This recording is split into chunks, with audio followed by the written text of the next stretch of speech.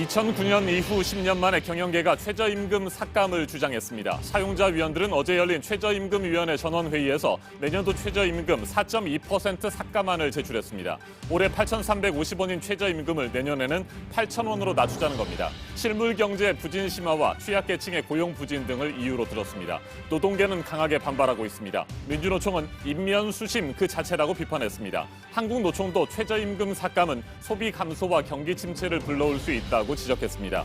앞서 노동계는 내년도 최저임금 최초 요구안으로 10,000원을 제시했습니다.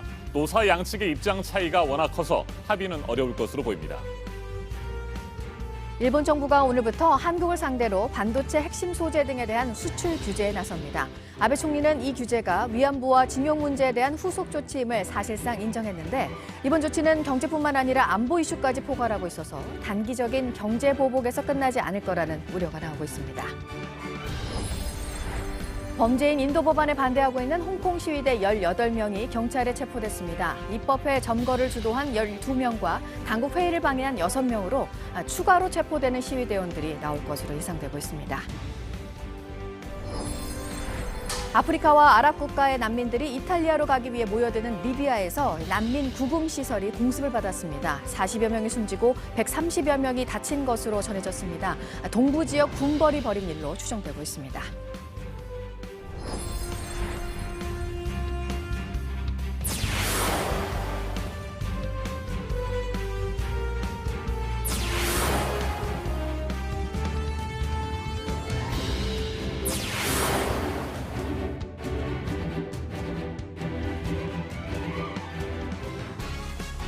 내년도 최저임금 인상 여부를 놓고 경영계와 노동계가 충돌하고 있습니다. 경영계는 10년 만에 최저임금 삭감을 요구했습니다. 어제 최저임금위원회 전원회의에서 올해 8,350원인 최저임금을 내년에는 4.2% 낮춘 8,000원으로 결정하자고 주장했습니다.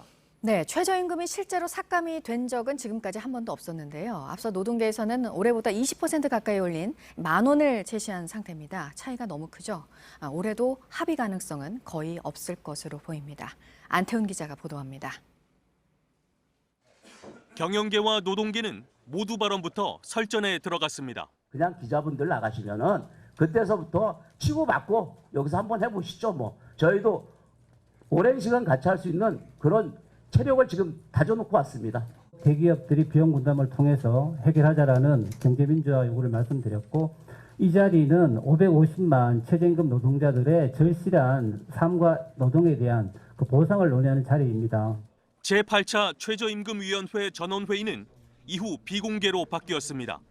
회의가 끝난 뒤 경영계와 노동계의 입장 차이는 오히려 더 벌어진 모습입니다. 경영계가 최저임금 삭감을 요구했기 때문입니다. 내년 최저임금 최초 요구안으로 시급 8,000원을 제시했습니다. 올해 최저임금 8,350원을 기준으로 하면 4.2%를 깎은 것입니다. 최저임금 삭감 요구는 2009년 이후 10년 만입니다. 다만 실제로 최저임금이 깎인 적은 한 번도 없습니다. 노동계는 반발하고 있습니다. 저임금 노동자 보호라는 최저임금 제도 취지에 어긋난다는 것입니다. 민주노총은 인면수심 그 자체라고 비판했습니다. 한국노총도 최저임금 삭감은 소비 감소와 경기 침체를 불러올 수 있다며 삭감 주장을 철회해야 한다고 촉구했습니다. 앞서 노동계는 내년 최저임금 최초 요구안으로 10,000원을 제시했습니다. 올해 최저임금을 기준으로 19.8%의 인상률입니다. 올해도 노사의 입장 차이가 워낙 커서 합의는 어려울 것으로 보입니다. 노사의 입장 차이가 계속 좁혀지지 않으면 최저임금위원회 공익위원들이 최저임금 구간을 정해 제시하고 이는 표결에 붙여집니다. JTBC 안태훈입니다. 학교 비정규직 노조가 사흘 일정으로 시작한 파업이 오늘 또 이어집니다. 노조는 기본급을 6% 이상 올리고 정규직과의 차별을 없애라고 요구하고 있습니다. 파업 첫날인 어제 전국 2,800여 개 학교에서는 급식이 중단됐습니다. 비정규직 노동자 5만여 명은 서울 광화문 광장에서 올해 들어 규모가 가장 큰 집회를 열었습니다. 학생과 학부모, 교사들이 일부 불편을 겪었고 걱정도 컸지만 불편하다는 말 대신에 이해와 격려의 말들이 이어졌습니다. 윤두열 기자가 보도합니다.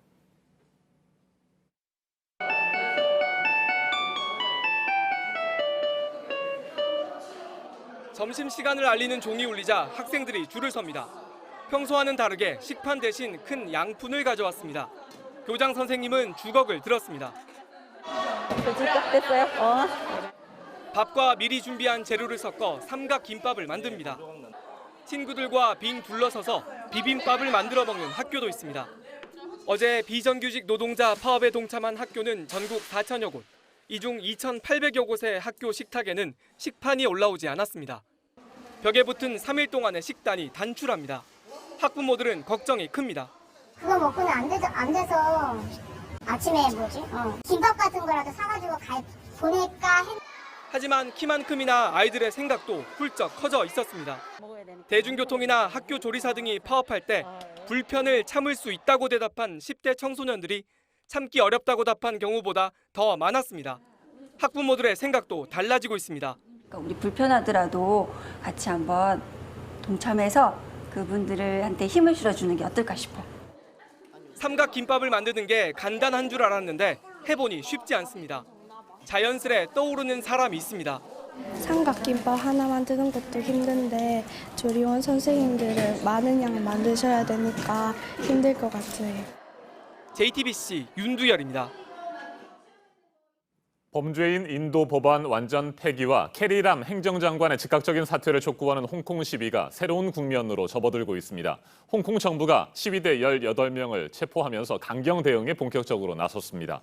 영국이 홍콩 시위대를 향해 지지 선언을 이어가자 중국은 내정에 간섭하지 말라고 경고했습니다. 이한주 기자가 보도합니다.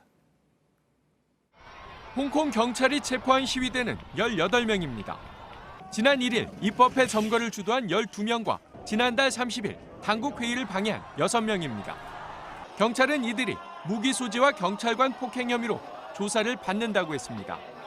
수세에 몰렸던 홍콩 정부가 시위대의 입법회 점거를 역공의 계기로 삼은 겁니다. 사우스차이나 모닝포스트는 홍콩 경찰이 시위대를 추가로 체포할 것이라고 보도했습니다. 경찰 감식팀이 이틀에 걸쳐 지문과 DNA를 수집해 시위대 신원을 확인 중이라고 했습니다. 홍콩을 지배했던 영국은 시위대 지지 선언을 이어가고 있습니다. 메이 총리는 시진핑 중국 국가주석에게 홍콩 시위에 대한 우려를 전했다고 했습니다. 차기 총리로 유력한 보리스 존슨 전 외무장관은 자신이 시위대 편에 서 있다고 했습니다. And I was stressed to our friends in Beijing that the one country, two systems approach has worked, is working, and should not be cast aside. 이에 대해 류 샤오밍 주영 중국 대사는 홍콩은 중국의 특별 행정구이지 영국의 식민지가 아니라는 점을 강조하고 싶다고 말했습니다. 또 내정 간섭이 이어지면 문제가 발생할 수 있다고 경고했습니다. BBC는 류 대사의 발언이 알려지자 영국 외무부가 류 대사를 불러 항의할 예정이라고 보도했습니다. JTBC 이한주입니다. 이란의 하산 로하니 대통령이 앞으로 원하는 농도만큼 우라늄을 농축하겠다고 말했습니다. 미국 등과 4년 전에 맺었던 핵 합의를 사실상 탈퇴하겠다고 선언한 겁니다. 중동 지역이 다시 핵무기 경쟁에 휘말릴 가능성이 커졌습니다. 서준석 기자입니다. 하산 로하니 이란 대통령이 3일 우라늄 농축 상한을 지키지 않겠다고 밝혔습니다. 4년 전 미국과 프랑스 등 유럽 국가들과 맺은 핵 합의 탈퇴를 본격화하겠다고 선언한 겁니다. 로하니 대통령은 이날 내각회의에서 7일부터 우라늄 농축도는 3.67%에 머무르지 않을 것이라고 말했습니다. 또 중수로도 핵 합의 이전의 상태로 되돌릴 것이라고 덧붙였습니다. 그동안 이란은 핵무기 원료인 플루토늄을 생산하는 중수로를 연구용으로만 쓰도록 개조하고 있었는데 이 작업을 멈추겠다는 뜻입니다. 이란의 핵 개발이 다시 본격화되면 중동이 다시 핵무기 위기에 빠질 수 있습니다. 경쟁국인 사우디도 다시 핵무기 경쟁에 나설 수 있기 때문입니다.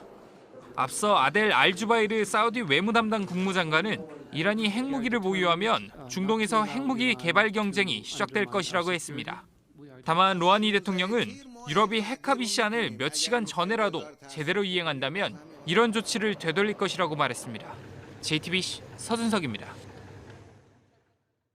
리비아 수도 트리폴리 교외에 있는 난민 구금 시설이 공습을 받았습니다. 지금까지 최소 44명이 목숨을 잃었고 130명 넘게 다쳤습니다. 사상자는 계속해서 늘고 있습니다. 리비아 통합정부는 동부 지역 군벌의 소행이라며 유엔에 진상을 조사해달라고 촉구했습니다. 이재승 기자가 보도합니다. 리비아 수도 트리폴리 교외에 있는 난민 구금 시설입니다. 현지 시간 2일 발생한 공습으로 건물의 중간 부분이 처참하게 내려앉았습니다. 건물 잔해 사이에서 검은 봉지로 감싼 시신들이 옮겨집니다. 생존자들은 트리폴리 중앙병원으로 이송됐습니다. 이 구금시설에는 약 600명의 이민자와 난민이 수용돼 있었습니다. 대부분이 아프리카 출신으로 알려졌습니다. 리비아는 아프리카와 아랍 국가 난민들이 배를 타고 이탈리아로 가려고 모여드는 곳입니다. AP와 로이터 등 외신들은 지금까지 최소 44명이 숨지고 130명 이상이 다쳤다고 보도했습니다. The latest information from our teams is that at least 40 people may have died and that dozens more may be injured. The rescue operation is still underway, so that death toll may well increase during the course of the day. 리비아 통합정부는 이번 공습이 동부 지역 군벌이 이끄는 리비아 국민군 소행이라고 주장했습니다. 그러면서 유엔이 진상조사위원회를 구성해 조사에 나서라고 촉구했습니다. 리비아 정부군과 리비아 국민군은 수도 트리폴리를 놓고 한 달 이상 내전을 벌여오고 있습니다. 현지 언론은 리비아 국민군이 난민 구금시설 인근의 민병대 주둔지에 공습을 가했다고 보도했습니다. 앞서 지난 1일 리비아 국민군은 트리폴리 내 목표물을 향한 대대적인 공습을 개시하겠다고 밝힌 바 있습니다. JTBC 이재승입니다. 자신이 운영하는 야구교실 학생들에게 금지 약물을 맞게 한 전직 프로야구 선수 사건. 지금 구속이 되어 있습니다. 파장이 커지고 있습니다. 이 야구교실 출신으로 프로구단에 입단한 2명도 곧 조사를 받을 예정인데요. KBO도 조치를 검토하고 있습니다. 드래프트를 신청한 선수를 대상으로 무작위 도핑 검사를 하는 방안 등입니다. 서준석 기자입니다. 전직 프로야구 선수 이모 씨가 운영하던 야구교실. 서랍문을 열자 스테로이드가 발견됩니다. 이 뭐 하는 약이죠? 정확히 저도 오래돼가지고 잘. 스테로이드는 짧은 시간에 근육을 키우지만 성장판을 일찍 다치게 합니다. 심한 경우 갑상선 질환, 불임 등에 걸릴 수 있습니다. 이 씨는 입시나 프로테스트를 앞둔 고등학생들에게 직접 스테로이드를 주사하고 돈을 챙긴 혐의로 결국 구속됐습니다. 약물 쇼크 충격이 퍼지자 KBO도 조치에 나섰습니다. KBO는 신인 드래프트 대상자들에게 무작위 도핑 검사를 실시하는 방안을 들여다보고 있습니다. 또 유소년 선수들을 상대로 한 도핑 검사 확대도 검토 중입니다. 한편 사건을 수사 중인 검찰은 이 야구교실 출신 현직 프로야구 선수 2명도 조사할 예정입니다. KBO는 두 선수의 조사 결과에 따라 징계 여부를 결정합니다. JTBC 서준석입니다. 현대자동차의 한 영업사원이 개인 통장으로 차량 대금을 받아 챙겨서 잠적을 했다가 자수했습니다. 5년 동안 35명이 12억 원에 달하는 피해를 봤습니다. 그런데 이렇게 개인 통장으로 거래를 한 경우 돈을 돌려받기가 어렵습니다. 정영재 기자입니다. 현대자동차에서 지난해 내놓은 대형차입니다. 인기가 많아 지금 신청해도 1년을 기다려야 합니다. 그런데 지난 3월 청주의 한 현대차 판매점에서 이 차를 계약한 11명에게 날벼락 같은 일이 일어났습니다. 이 지점 영업사원 김모 차장이 개인 통장으로 수천만 원의 차값을 받고 잠적한 겁니다. 장수거래니 특별 판매 그쪽에서 있으니 싸게 해줄 수 있다 이런 식으로 얘기를 했거든요. 믿어달라. 김 차장은 차값보다 10% 싸게 해주고 차도 6개월 만에 받게 해주겠다고 속였습니다. 일부 고객들에게 실제로 10% 싸게 거래해주며 믿음을 주기도 했습니다. 이렇게 35명이 사기를 당했고 피해액만 12억 원에 달합니다. 김 차장은 열흘 동안 잠적했다가 어제 경찰에 자수했습니다. 5년 전 진 사채 빚을 갚기 위해 일을 벌였다고 진술했습니다. 빼돌린 돈은 5년 동안 벌인 일을 돌려막는 데 모두 썼다고 말했습니다. 하지만 이처럼 개인 통장 간 거래로 인한 피해는 돈을 돌려받기가 쉽지 않습니다. 개인 간 거래로 보기 때문입니다. 피해자들은 현대차에게도 책임이 있다며 소송을 준비 중입니다. JTBC 정영재입니다. 미국과 중국이 무역 전쟁을 멈추기로 또 한 번 합의를 했죠. 하지만 여전히 불확실성은 사라지지 않는 게 그 이유 가운데 하나가 중국 업체 화웨이 문제입니다. 시진핑 중국 국가주석을 만나서 트럼프 대통령이 화웨이에 대한 수출을 일부 허용하겠다는 방침을 밝히기도 했었는데 여전히 미국은 화웨이를 제재 대상으로 보고 엄격한 잣대를 적용하겠다고 하고 있습니다. 트럼프 대통령은 중국의 환율 조작에 대해 경고하기도 했습니다. 이한주 기자입니다. 미국이 화웨이에 적용하는 기준은 거부 추정입니다. 화웨이에 대한 수출 승인을 원칙적으로 거부하는 겁니다. 로이터 통신은 미국 상무부가 화웨이를 여전히 블랙리스트에 올려놨다며 이같이 보도했습니다. G20 미중 정상회담에서 제재 완화에 합의했지만 적용 기준이 달라지지 않은 겁니다. 트럼프 대통령은 중국의 환율 조작 의혹을 제기하며 가만히 있지 않겠다고 엄포를 놨습니다. 트럼프 대통령은 트위터를 통해 중국이 환율 조작을 위해 돈을 쏟아붓고 있다며 맞대응하지 않으면 멍청이가 될 것이라고 했습니다. 수출을 늘리기 위해 달러화 가치를 낮춰야 한다며 중국을 걸고 넘어진 겁니다. 연준의 금리 인하를 압박하기 위한 의도로 보이지만 중국과의 갈등이 여전히 풀리지 않았음을 의미하기도 합니다. 이와 관련해 백악관은 이르면 이번 주 중으로 미중 무역 협상을 다시 시작한다고 밝혔습니다. 블룸버그 통신은 로버트 라이트하이저 미 무역대표부 대표와 류어 중국 부총리의 대면 협상이 예정돼 있다고 보도했습니다. JTBC 이한주입니다. 지난 2월에 있었던 스페인 주재 북한 대사관 습격 사건에 가담한 한국계 미국인 크리스토 안에 대해서 미국 법원이 보석을 받아들였습니다. 북한이 생명을 위협하고 있다는 점을 확인했다는 이유를 들었습니다. 부소연 특파원입니다. LA 연방지방법원은 크리스토퍼 안에게 100만 달러, 우리 돈 11억 원의 보석금을 내면 풀려날 수 있다는 판결을 내렸습니다. 다만 앞으로 법정에 출석하지 않을 경우 가까운 관계에 있는 3명을 형사 기소할 수 있다는 조건을 붙였습니다. 담당 판사는 북한 정부가 크리스토퍼 안의 생명을 위협하고 있다는 점을 연방수사국 FBI가 확인했다. 그는 독재 정권의 명백한 살해 표적이라고 밝혔습니다. 크리스토퍼 안은 스페인 주재 북한 대사관 습격 혐의로 지난 4월 FBI에 체포됐습니다. 미국 해병대 출신으로 2017년 김한솔 가족 구출에도 적극 가담한 것으로 알려졌습니다. 앞서 스페인 정부는 크리스토퍼 안에 대한 체포 영장을 발부했습니다. 그가 북한 대사관 습격 사건에 가담한 7명의 용의자 중 1명이라는 이유에서입니다. 하지만 크리스토퍼 안의 변호인 측은 북한 고위 당국자의 진술로 만들어진 스페인의 본국 인도 요청 문서는 믿을 만한 것이 못 된다는 입장입니다. 보석 허가 결정에도 담당 판사는 크리스토퍼 안의 신병을 스페인으로 인도할 가능성을 여전히 열어뒀다고 현지 매체는 전했습니다. 로스앤젤레스에서 JTBC 부소연입니다. 이번에는 오늘 아침 체크해봐야 할 뉴스들을 분야별로 살펴보겠습니다. 먼저 정치 분야입니다. 김상조 청와대 정책실장이 일본의 수출 규제 조치와 관련해 정부가 긴 예상 리스트를 갖고 있었다고 말했습니다. 일본의 수출 규제 품목은 우리가 가진 리스트의 1번과 2번, 3번에 해당하는 가장 핵심적인 품목이라며 충분히 예상했던 만큼 잘 대응해 나가겠다고 밝혔습니다. 더불어민주당이 오늘 의원총회를 열고 국회 정개특위와 사개특위 가운데 어느 쪽 위원장을 맡을지 결론을 내릴 예정입니다. 민주당 내부에서는 정개특위 위원장을 택하는 쪽으로 가닥이 잡힌 것으로 전해졌습니다.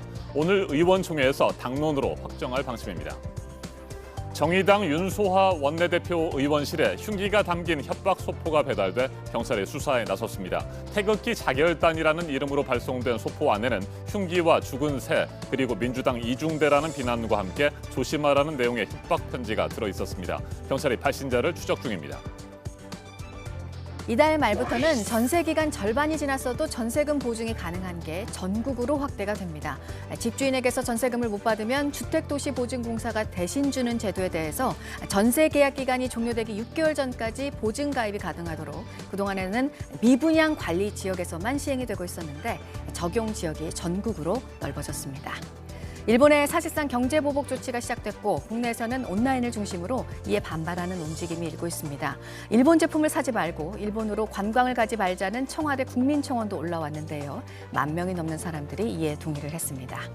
허가 당시와 성분이 바뀐 골관절염 유전자 치료제 인보사에 대해 식약처가 허가 취소를 최종적으로 확정하면서 코오롱생명과학은 앞으로 1년 동안 인보사와 동일한 성분으로 품목 허가 신청을 할 수 없게 됐습니다. 식약처를 상대로 법적 절차를 진행한다는 입장입니다. 계속해서 사회 분야 뉴스입니다. 한국 여성 관광객 2명이 이탈리아 남부 아말피 해변에서 레저용 배를 타다가 부상을 입었습니다. 배가 파도에 요동치면서 배 뒷부분으로 날아가 부딪혀 다쳤습니다. 한 명은 가벼운 타박상만 입었고 한 명은 골절이 확인돼 수술을 기다리고 있는 것으로 전해졌습니다. 어젯밤 10시 20분쯤 서울 양양고속도로 홍천 휴게소에 주차돼 있던 승용차에서 불이 났습니다. 화재를 진압하던 도중 운전석에서 남성으로 추정되는 시신이 발견됐습니다. 경찰은 신원 확인과 사인 규명을 위해서 부검을 실시할 계획입니다. 생후 7개월 된 딸을 집에 혼자 방치해 숨지게 한 어린 부모에게 살인죄가 적용됐습니다. 검찰은 아이 엄마가 딸이 죽었을 것이라며 무서우니까 집에 가서 확인해 보라는 문자 메시지를 남편에게 보낸 것으로 볼 때 살인의 고의성이 인정된다고 판단했습니다. 올해 전남 순천만 국가정원을 찾은 사람 수가 300만 명을 넘어선 시기가 지난해보다 50일 가까이 빨라졌습니다. 올해 전체 방문객이 600만 명을 돌파할 것으로 지금 예상이 되고 있습니다. 천연기념물인 노랑부리백로 한 마리가 경남 남해군의 강진만에서 발견이 됐습니다. 영종도 등에 약 160여 마리가 서식을 하고 있는데 번식지가 이곳에도 만들어진 것인지 관련 연구가 앞으로 진행이 될 것으로 보입니다. 학교 폭력 등의 문제로 구설에 올랐던 그룹 잔나비가 이달 콘서트를 엽니다. 멤버 1명이 탈퇴를 했고 4인조로 꾸려진 뒤 여는 첫 콘서트입니다. 네, 오늘 종일 이 뉴스 가장 많이 들으실 텐데 반도체에 쓰이는 3가지 소재를 일본으로부터 수입하는 게 어려워지는 게 오늘부터 시행이 됩니다. 일본 정부 허가를 받아야 한다는 건데요. 우리 정부는 이번 조치가 성장률을 낮출 정도의 사안은 아니라고 보고 앞으로 반도체 소재 등의 개발에 6조 원을 집중 투입할 예정입니다. 오늘 이렇게 일본이 한국 수출 규제에 나서는 날 문재인 대통령의 관련 발언이 있을지 관심이 가는 오늘 만남의 자리가 하나 있습니다. 일본 최대 IT 투자기업인 소프트뱅크의 창업자로 한국계 일본인 손정희 회장을 문 대통령이 오늘 만납니다. 손 회장은 재계 총수들과도 만날 예정입니다. 네, 오늘 국회 교섭단체 대표연설 자유한국당 나경원 원내대표가 합니다. 지난 연설에서는 문재인 대통령을 김정은 대변인이라고 해서 논란이 있었죠. 오늘 연설의 키워드는 정상국회라고 합니다. 주목할 만한 분야별 뉴스들 체크해드렸습니다. 이어서 기상정보입니다. 오늘 어제보다 더 덥겠습니다. 폭염주의보도 서울 등 수도권 지역까지 확대됐는데요. 낮 동안 수도권과 강원 영서, 경북 지역을 중심으로 33도 안팎의 강한 더위가 기승을 부리겠습니다. 미세먼지는 어제와 같이 부산과 울산, 충북 지역에서 나쁨 수준 보이겠고요. 그 밖의 지역은 일평균 보통 단계 유지하겠습니다. 현재 아침 안개가 짙게 끼어 있습니다. 서해안과 남해안 일부 내륙 지역에서 가시거리 200m 안팎까지 짧아져 있습니다. 오늘 낮 기온은 서울과 광주가 32도, 대구가 34도까지 크게 오르겠고요. 북한도 대부분 30도를 웃돌면서 더위가 강하겠습니다. 내일은 오늘보다도 더 덥겠습니다. 서울의 낮 기온 33도까지 오르겠고요. 강원 영서에는 오후 한때 소나기가 지나겠습니다. 기상정보였습니다.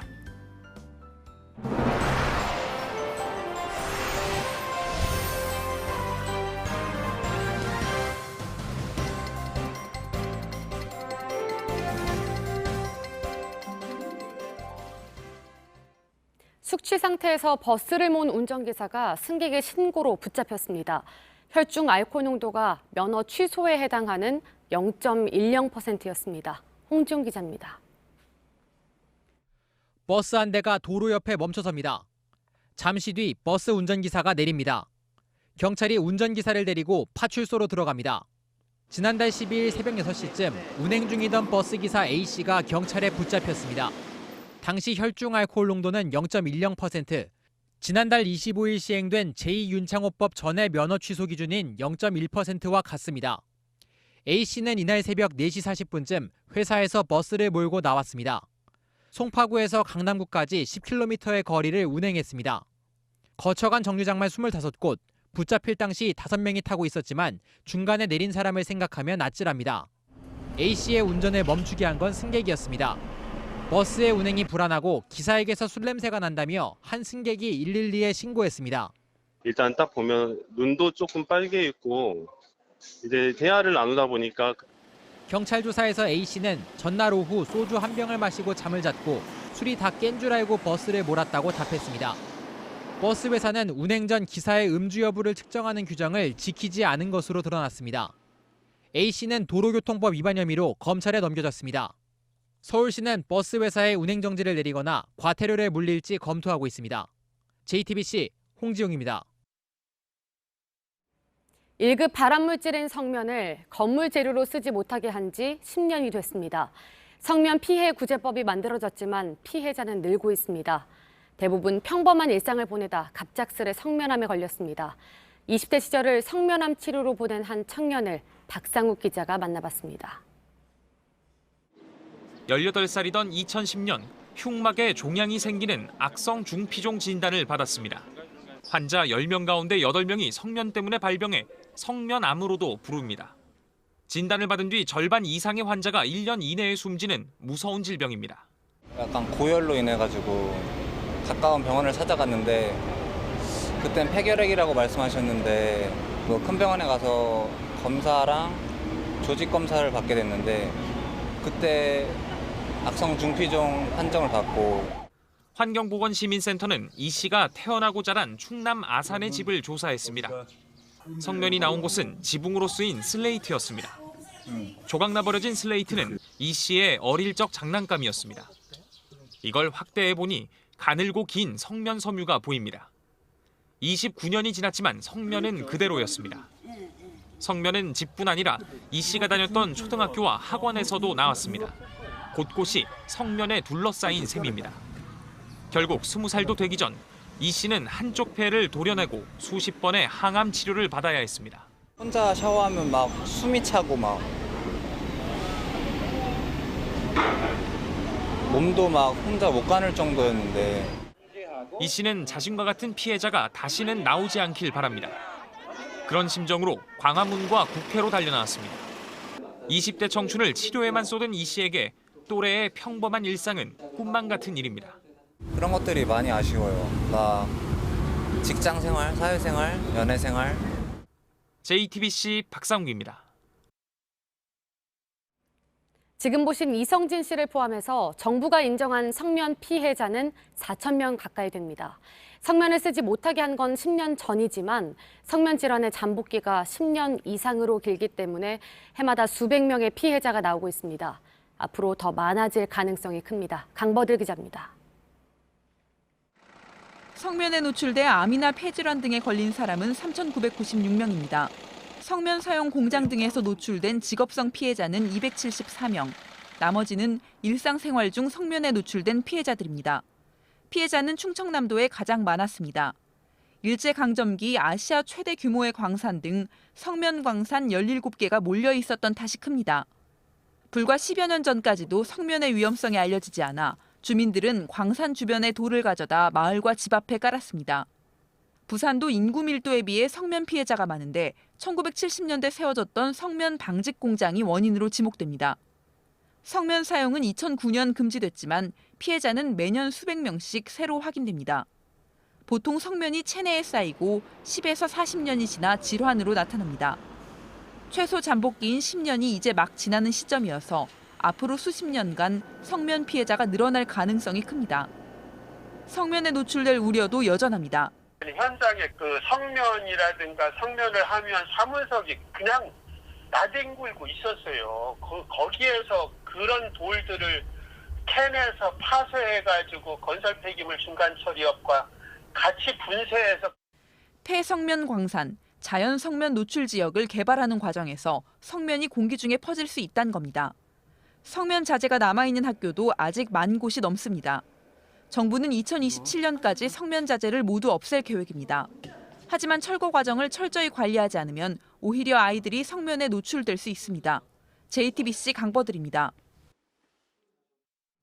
아베 신조 일본 총리가 어제는 박근혜 정부 시절 합의했던 위안부 문제를 꺼냈습니다. 위안부와 강제징용은 이미 합의가 끝난 문제인데 한국이 약속을 지키지 않는다고 주장했습니다. 오늘부터 시작되는 반도체 부품 소재 한국 수출 규제는 보복 조치가 아니라고 강변했습니다. 김혜미 기자가 보도합니다.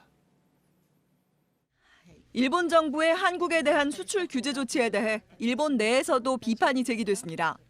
これは歴史認識問題を通商政策と絡めるというのはですね、トランプさんみたいなやり方なんですが、あんまり良くない。 아베 총리는 둘을 엮은 것이 아니라고 주장했습니다. 徴用工問題というのは歴史問題ではなくて、国際法上の国と国との約束を守るのかということであります。 그러면서 위안부 합의 문제까지 거론했습니다. 국제 약속이 지켜지지 않았다고 주장하면서입니다. 엮은 게 아니라면서도 이번 무역 규제가 이와 관련한 후속 조치라는 점을 인정한 겁니다. 또 약속을 지키지 않는 나라에 우대 조치를 취하지 않은 것일 뿐 세계무역기구 협정 위반이 아니라는 주장을 이어갔습니다. 2일 요미우리 신문과의 인터뷰에서 국가 간 신뢰관계로 이루어져 온 조치를 수정한 것이며 WTO 규칙에 맞다고 말한 것과 같은 맥락입니다. 安全保障上のための貿易管理をそれぞれの国が果たしていかなければならないという実はこれ義務なんです。これは WTO のに違反するという話では全くないと。 아베 총리는 줄곧 규칙에 어긋나지 않는 무역 관리라고 강조했지만 그 구체적인 근거를 밝히지 않았습니다. JTBC 김혜미입니다. 아베 총리는 수출 규제 조치를 시작으로 한국에 대한 보복과 공세를 이어가고 있습니다. 그런데 일본 정부의 문서를 살펴본 결과 이번 조치는 경제뿐만 아니라 안보 이슈까지 포괄하는 것으로 나타났습니다. 구혜진 기자입니다. 일본 정부가 공개한 규제 사전 평가서입니다. 수출 화이트리스트에서 한국을 빼는 이번 조치의 효과와 영향 등을 검토한 문서입니다. 규제의 이유로 우리나라의 무역관리제도, 특히 캐치홀 규제가 불충분하다는 내용이 2번이나 언급됩니다. 캐치홀 규제는 대량 살상무기 등에 이용될 수 있는 물자의 수출을 통제하는 제도입니다. 한마디로 한국의 전략 물자 관리 능력을 믿을 수 없다는 겁니다. 한국의 무역이 제대로 관리되고 있는지 확인이 어렵다는 언급에서도 일본의 인식을 확인할 수 있습니다. 일종의 안보 감시국이라 그럴까 그렇게 지정한 것이 이 사건의 중요한 본질인데 안보 이슈에 의해서 이 조치를 한다라는 설정하는 동시에 남북 사이의 경협에 대한 일정한 견제. 단기적인 경제 보복에서 끝나지 않을 수 있는 근거가 되는 겁니다. 한국의 안보를 믿을 수 없다는 논리로는 모든 기술 설비와 부품의 수출을 통제할 수 있기 때문입니다. JTBC 구혜진입니다. 일본의 한국에 대한 반도체 핵심 소재 수출 규제가 오늘부터 시작됩니다. 일본 정부는 이번 조치를 통해서 경제를 넘어 안보 이슈까지 포괄하면서 우리나라를 사실상 안보 감시국으로 분류했습니다. 우리 정부는 WTO 제소를 위해서 본격적인 법률 검토에 나섰습니다. 송기호 국제통상 전문 변호사와 좀 더 자세하게 짚어보겠습니다. 어서 오십시오. 네, 안녕하세요. 네, 아베 총리 1965년 한일 청구권 협정 그리고 2015년에 이루어진 위안부 합의를 언급했습니다. 그러면서 국가 간의 신뢰를 훼손했기 때문에 그걸 제대로 지키지 않았기 때문에 우대 조치를 처리한다 이런 식으로 얘기를 했는데 사실상 보복 조치라고 시인한 것 아니겠습니까? 어떻게 보십니까? 그렇죠. 아베 총리 말을 들어보면 이제 지난 박근혜 정부 시기에 10억 엔의 그 위안부 합의가 이번 사태의 발단 얼마나 잘못됐는지를 확인할 수 있는 거고요. 지금 이번 아베 조치의 성격은 일본 법령상 일본 안전 보장에 어떤 해가 되는 그것을 막기 위한 조치거든요. 근데 지금 아베 총리 스스로가 한국의 어떤 새로운 안보상의 위협이 됐기 때문에 이런 조치를 취한 것이 아니라 단지 어떤 청구권 협정 그리고 위안부 이야기를 하고 있지 않습니까? 그것은 바로 이번 조치가 그 법령상으로는 안보상의 조치인데 근거가 되는 안보상의 이유는 아베가 제시하지 못하는 이런 상황이 바로 이것이 보복 조치라는 것을 아베 스스로 자인하는 것으로 볼 수 있습니다. 네, 수출 절차를 간소화해주는 우방국 리스트, 이른바 화이트 리스트라고 할 수 있는데요. 여기에서 빼겠다는 건 아니겠습니까? 그렇죠. 이 화이트 리스트에 들어있을 때와 여기에서 빠질 때 어떤 차이가 있습니까? 이 화이트 리스트라고 하는 것에 대한 좀 이해가 필요한데요. 그러니까 이 안보 우호국 이런 정도로 우리가 이해하면 되겠는데요. 이 안보 우호국에 들어있게 되면 일본이 특정 목록에 올려놓은 제품에 대해서만 안보 감시 체제가 작동이 되는데 이제 여기서 빠져버리면 일본에서 들어오는 일체의 어떤 기술, 설비, 제품 이런 전반에 대해서 안보 감시 체제를 작동하겠다. 즉 한국에 대해서 어떤 안보 우려국, 안보 감시국 체제를 작동하는 것이죠. 근데 이것이 이제 왜 단지 어떤 이번에 반도체 핵심 소재와 관련된 대기업만이 문제가 되는 게 아니라 중소기업을 포함한 우리 경제 전반에 영향을 주는 것인데요. 일본과의 모든 거래에서 일본의 수출자가 이 한국에서 이 제품이나 기술을 수입하는 수입자가 최종적으로 이 용도가 군사적으로 전용될 가능성에 대해서 일본 수출자가 확인하고 그것을 일본 정부에 보고하는 그러한 감시 체제를 작동하기 때문에 우리 경제 전반에 영향을 주는 것이죠. 그러니까 안보와 관련됐다고 주장을 하게 되면 사실상 거의 모든 제품에 대해서 이건 뭐 안보와 관련돼 있으니까 수출하면 안 된다 이렇게 규정할 수 있다 이런 것이군요. 그렇죠. 종래는 안보 우호국인 상태에서는 무기라든지 네. 특정 제품이 아닌 경우에는 전혀 이런 어떤 일본 내부의 통제가 없었단 말이죠. 근데 이제는 이거 삭제됨으로써 전반 한국으로 나가는 모든 기술 전반에 대해서 제품 전반에 대해서 이런 안보 감시 체제를 작동하겠다는 의미입니다. 자, 그런데 아베 총리 이 같은 수출 규제 조치가 WTO 규칙에 어긋나지 않는다 이렇게 계속해서 주장을 하고 있습니다. 국제법상으로 보면 어떻습니까? WTO 위반이죠. 왜냐하면 세계무역기구 WTO 협정은 관세라는 방식 이외의 수출 제한은 원칙적으로 금지하고 있습니다. 그리고 예외적으로 이를테면 오늘부터 시행되는 반도체 핵심 원료에 대한 수출 통제라든지 이런 부분에 대해서는 가령 일본에서 그 원료가 국내용으로 필요한데 부족한 경우라든지 또는 그러한 원료가 일본의 안보에 해가 되기 때문에 안보 조치를 위해서 필요한 경우 아주 제한적인 예외에서만 세계무역기구 협정을 허용을 하고 있는 것이죠. 근데 지금 아까도 말씀하셨습니다만 아베 총리가 들고 있는 이른바 청구권 협정, 위안부 협상 그것은 그것 또한 예외를 정당화될 수 없는 전혀 관계없는 사안이거든요. 그렇기 때문에 이 조치가 세계무역기구 협정의 위반인 것이고 뿐만 아니라 이것은 일본 이 법이 아베 총리의 이번 조치가 일본 국내법적인 조치지 않습니까? 이 국내법이 안보에 방해가 되는 그러한 상황이 생겼을 때 내린 어떤 조치거든요. 근데 일본 아베 총리 스스로도 이를테면 한국에서 일본의 안보를 새롭게 위협하는 어떤 요소가 있다. 그렇기 때문에 우리가 안보 조치를 강화한다. 이런 설명을 전혀 못하고 있지 않습니까? 즉 일본 국내법상으로도 위반 소지가 있는 그런 모순된 조치인 것이죠. 네, 일본 국내법상에도 문제가 있다고 본다고 하면 WTO로 가는 것은 당연하고 그에 따른 법률 검토 작업을 현재 우리 정부가 하고 있습니다. 자, 그럼 일본 국내에서도 소송을 제기하는 것도 하나의 방법일 수도 있을 것 같은데 이건 어떻게 보십니까? 지금 이제 아베 총리가 강조하고 있는 게 일본은 법치를 하고 있는데 한국은 이른바 약속을 지키지 않고 있다라고 하는 이야기를 하지 않습니까? 근데 아베 총리 스스로 일본 본인이 주장하는 법치의 근거가 되는 근거 법률에서 이야기하고 있는 그런 요건을 스스로 지키지 못하고 있는 거거든요. 따라서 일본 내부에서도 이것이 단지 WTO 위반뿐만 아니라 부당 결부 그리고 아베 총리에게 그 법이 부여한 권한을 남용한 것이다라는 그런 지적이 일본 변호사들에게도 나오고 있고요.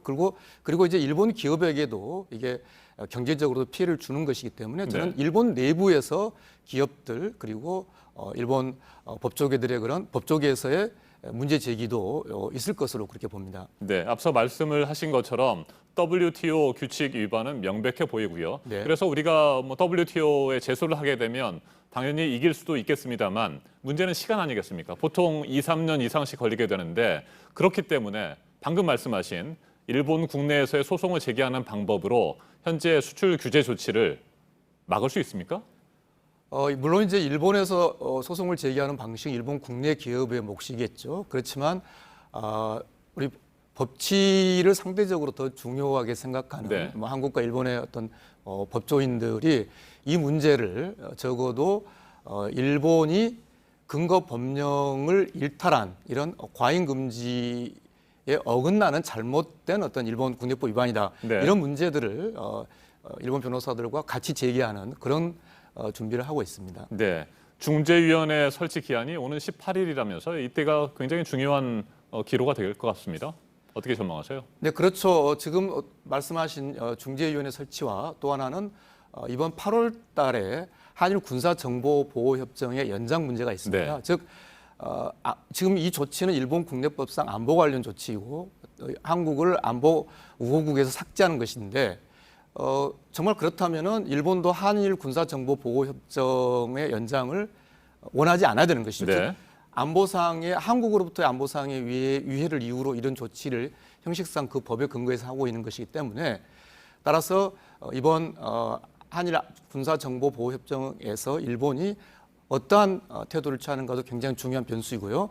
아까 말씀하신 강제징용 문제에 대한 국제중재 문제는 즉 일본이 법치를 이야기하고 있기 때문에 대법원의 확정 판결에 대해서는 일본이 상권 분립의 원칙을 받아들여서 중재 대상으로 삼아서는 안 되는 것이고요. 네.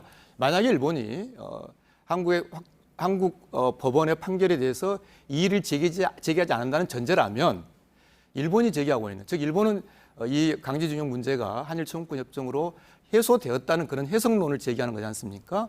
즉 우리나라 법원의 판결에 대해서 이의를 제기하지 않는다는 전제라면 일본이 제기하는 그러한 중재 요청에 대해서는 저희들이 좀 전향적으로 검토하는 것도 이번에 같이 고려할 필요가 있다고 봅니다. 네. 많은 우리 국민들이 아마 이런 생각들을 하실 것 같습니다. 일본에서 그렇게 강력한 규제 조치를 한다면 우리도 맞대응하는 차원에서 일본으로 수출되는 물품에 대한 규제를 하면 어떻겠느냐, 뭐 이런 얘기들 하는데 뭐 신중할 필요가 있다는 지적도 분명히 있을 거고요. 어떻게 보십니까?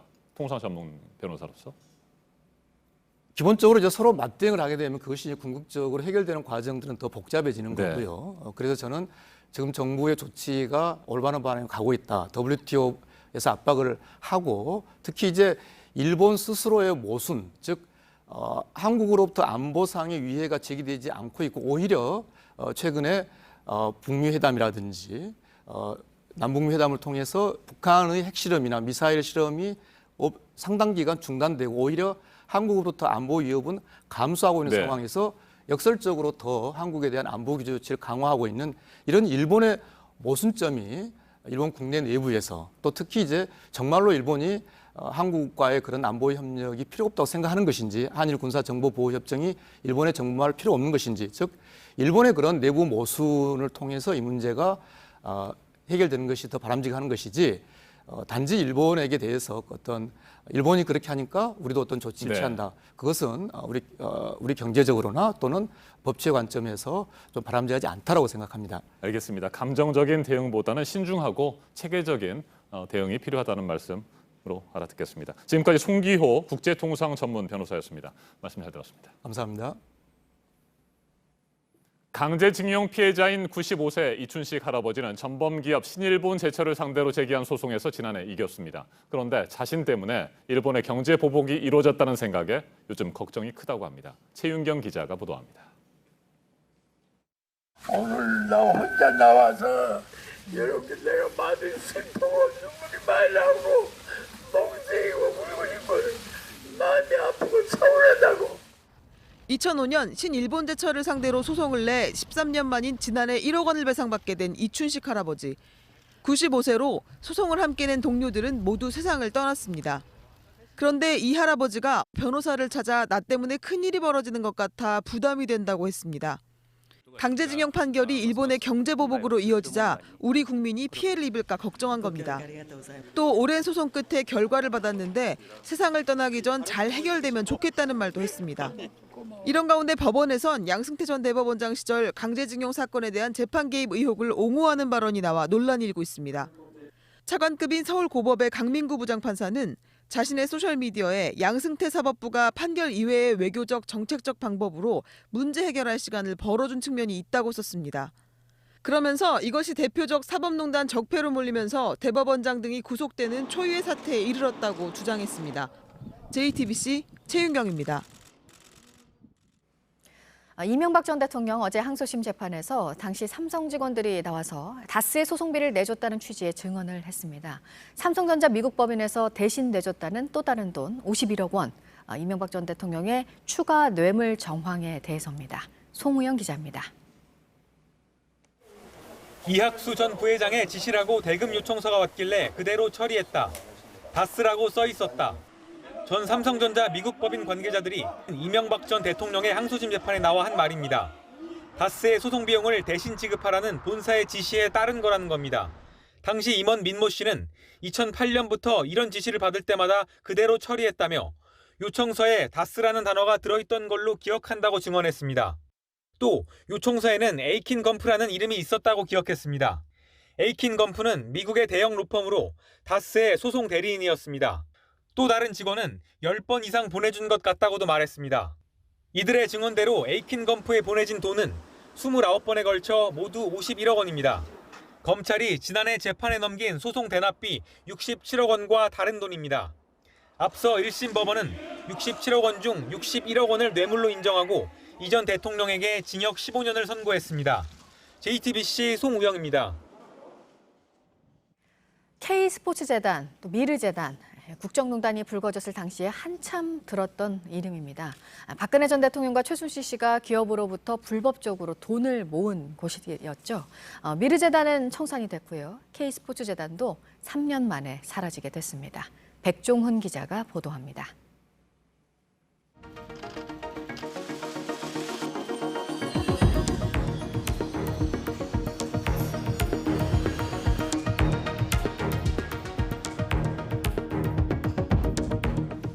K스포츠재단은 최순실 씨가 다니던 스포츠센터 원장인 정동춘 씨가 이사장을 맡았습니다.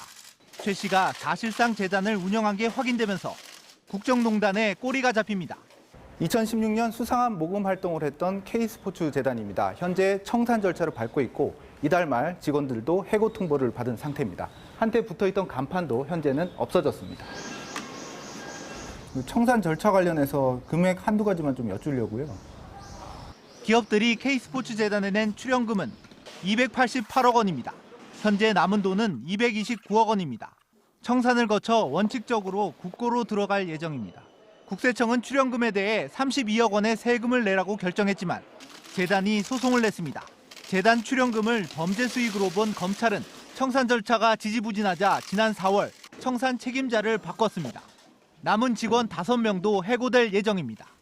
박 전 대통령과 최 씨가 K스포츠재단과 함께 돈을 모으는 데 이용한 미르재단은 먼저 청산이 마무리됐습니다. 지난해 4월 출연금 486억 원 중 462억 원이 국고로 돌아갔습니다.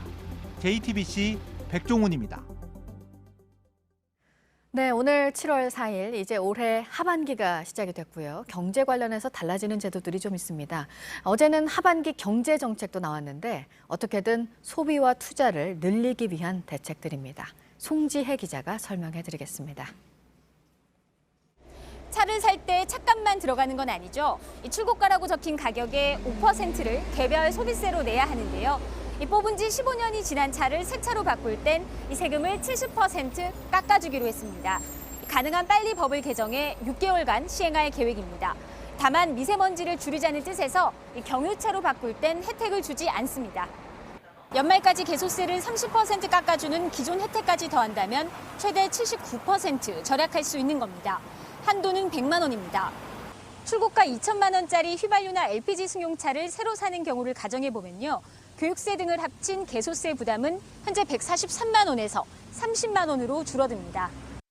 면세점에서 살 수 있는 금액도 늘어납니다. 해외 나가기 전 지금은 이 3,000달러어치까지만 물건을 살 수 있는데 앞으로는 5,000달러로 2,000달러 늘립니다. 귀국할 때 입국장 면세점에서 살 수 있는 이 600달러를 합하면 면세점에서 모두 5,600달러까지 살 수 있는 겁니다. 주의해야 할 건 이 세금을 물리지 않는 금액, 즉 면세 한도는 기존 600달러 그대로입니다. 이건 늘린 지 얼마 안 된 만큼 좀 더 시간을 두고 검토하기로 했습니다. 혹시 전세금을 떼이면 어떡하나? 앞으로 이런 걱정도 좀 줄게 됩니다. 전세금 반환 보증 제도가 확대되기 때문입니다. 집주인이 전세금을 돌려주지 않을 경우 주택도시보증공사가 대신 주는 제도죠. 지금까지는 전세 계약 기간의 절반이 지난 경우에는 가입할 수 없었습니다. 하지만 이달 말부터는 전세 기간이 6개월 이상만 남았다면 가입할 수 있습니다. JTBC 송지혜입니다. 건설 경기를 살리기 위해서는 정부가 민간 사업에 대한 적극적인 지원에 나섭니다. 10조 원 규모의 대형 프로젝트가 일단 대상입니다. 이어서 이희정 기자입니다. 정부가 대규모 프로젝트 사업지로 선정한 양재 양곡 도매시장입니다. 현재는 이렇게 시장이지만 약 10,000평 크기의 연구개발 캠퍼스가 들어서게 될 텐데요. 약 5천억 원이 투입될 예정입니다.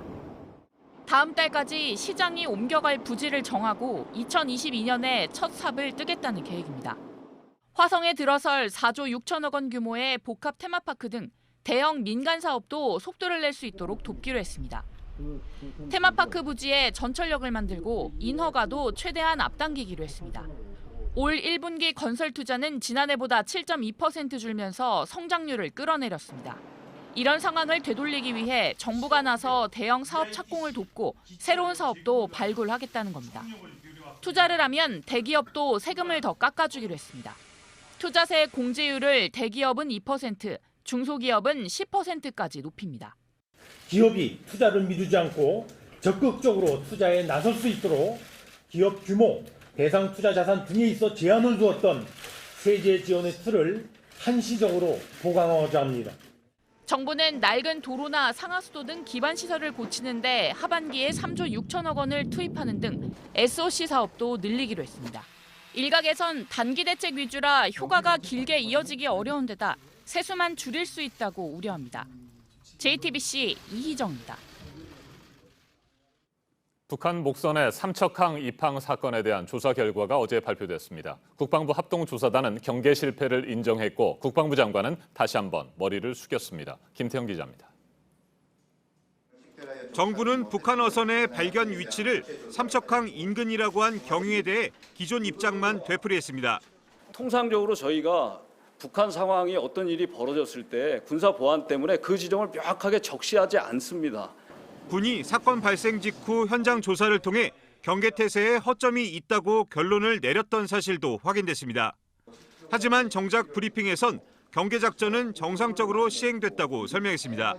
보안 소요가 있음을 실결했지만 해당 기간에 계획된 경계작전은 관련 절차에 따라 정상적으로 시행됐으므로 경계작전은 정상적으로 시행이 되었다고 설명한 것이 좋겠다고 내부적으로 협의한. 일부 사실만 부각해 마치 경계태세에 문제가 없었던 것처럼 보인 겁니다. 청와대 안보실이 안이하게 판단했고 문재인 대통령이 이를 질책한 사실도 공개했습니다. 정경두 국방장관은 다시 한번 머리를 숙였습니다. 북한 소형 목선의 삼척항 입항 상황을 분석해본 결과 경계작전 실패와 국민들께 제대로 알리지 못한 부분이 있었습니다. 국방부는 박한기 합참 의장 등에 대해 경고 조치하고 8군단장은 보직 해임, 23사단장과 해군 1함대 사령관에 대해선 징계위를 열 예정입니다. 문 대통령은 김유근 안보실 1차장에게 엄중 경고 조치했습니다. JTBC 김태영입니다.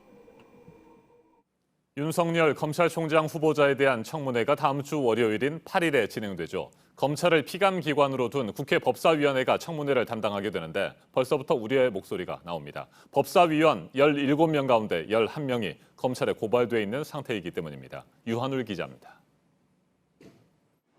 국회 법제사법위원회가 지난 1일 윤석열 검찰총장 후보자 청문회에 부를 증인 등을 조율하는 모습입니다.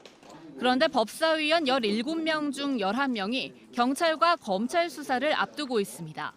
패스트트랙 지정 문제로 여야가 격하게 부딪히면서 서로를 국회법 위반과 폭행 등의 혐의로 검찰에 고발했기 때문입니다. 여상교 위원장을 비롯해 한국당 법사위원 6명 모두 국회 사무처와 민주당으로부터 고발당한 상태입니다. 민주당 역시 위원 8명 중 4명이, 바른미래당도 1명이 수사를 받아야 할 처지입니다. 수사 대상에 오른 이들이 수사를 지휘하는 검찰총장 후보자에 대한 청문회를 진행하는 게 적절하지 않다는 지적이 나옵니다. 정치권에서는 윤 후보자 청문회의 초점이 황교안 한국당 대표로 옮겨갈 거란 얘기도 나오고 있습니다.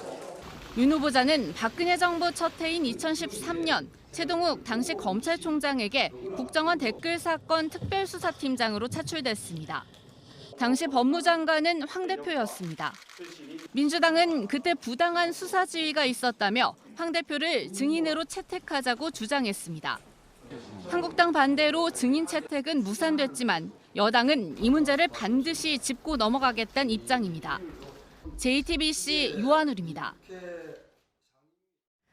폭우가 잦은 여름철이고요. 짧은 시간에 집중적으로 그야말로 폭탄처럼 내리는 비로 피해는 반복되고 있습니다. 뉴스 미션에서 물에 잠긴 집, 또 물에 잠긴 차, 그 상황을 실험을 해봤습니다. 최규진 기자입니다. 저는 지금 울산의 국립재난안전연구원에 나와 있습니다. 매년 장마철이 되면은 딱 작년처럼 물난리가 날까 봐 잠을 못 이루시는 분들이 많죠. 당장 우리 집이 물에 잠겼을 때 어떻게 해야 할지 뉴스미션이 직접 알아보겠습니다. 안전장비를 착용하고 밀폐된 방으로 들어갔습니다. 물이 차오르기 시작하고 1분도 채 안 돼 물이 새어들어옵니다. 문을 열어보지만 열리지 않습니다. 운동했는데 안 열려요. 두 사람이 힘을 써봐도 꼼짝하지 않습니다. 하나, 둘, 셋. 성인 무릎 위까지 물이 차오르면 사람이 미는 힘보다 문 밖에서 작용하는 수압이 훨씬 커지기 때문입니다. 문틈으로 물을 충분히 빼야 문이 간신히 열립니다. 건물 지하에서 낮은 곳으로 탈출할 때는 계단으로 쏟아져 내리는 물을 특히 조심해야 합니다. 난간이 없으면 중심 잡기도 어렵습니다. 슬리퍼나 구두를 신었다면 미끄러질 수도 있습니다. 지하에 있는 공간들이 이런 침수 상황을 빨리 탈출하는 게 주 목적이고 수압차를 줄이기 위해서 물을 계속 빼주는 것이. 차 안에 갇히면 물이 차오르는 속도는 더 빠릅니다. 차량이 홍수에 휩쓸렸을 때는 엔진이 멈출 수가 있어 직접 운전을 해서 빠져나오기는 쉽지 않습니다. 제가 직접 물에 빠진 차량 안에 들어가서 어떻게 탈출해야 하는지 알아보겠습니다.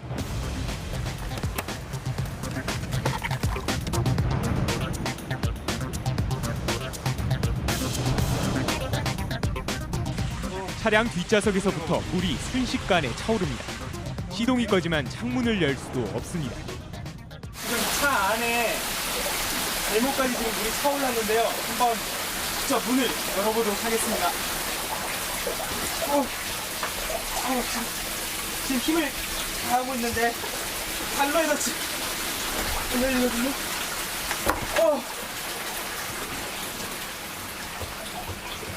밖에서 잡아당겨 주실래요? 밖에서 잡아당겨 보실래요?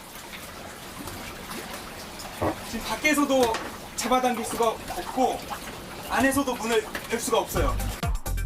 비상용 망치가 있으면 바로 깨고 나가고 없으면 오히려 물이 차오를 때까지 기다려야 합니다.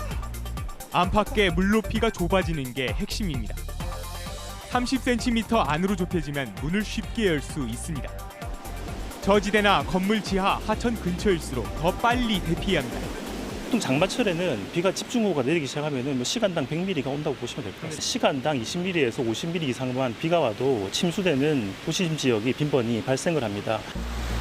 최근 10년간 자연재난 중 침수와 태풍으로 인해 숨진 사람은 100명이 넘습니다. 침수 지역을 미리 알고 관리할 수는 없을까? 각 지자체는 2006년부터 침수 흔적도를 만들었습니다.